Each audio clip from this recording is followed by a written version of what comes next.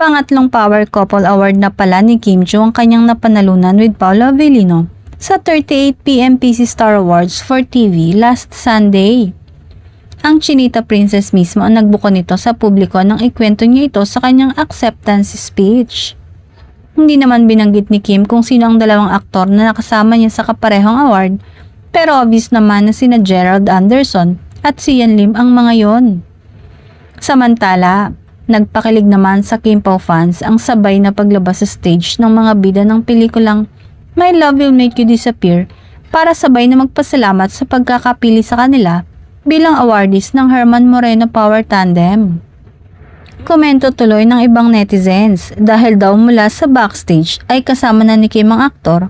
Nagtataka ang fans dahil lahat ng awardees ay nakaupo sa harapan ng stage at tanging mga host, presenters at performers lang ang nasa backstage.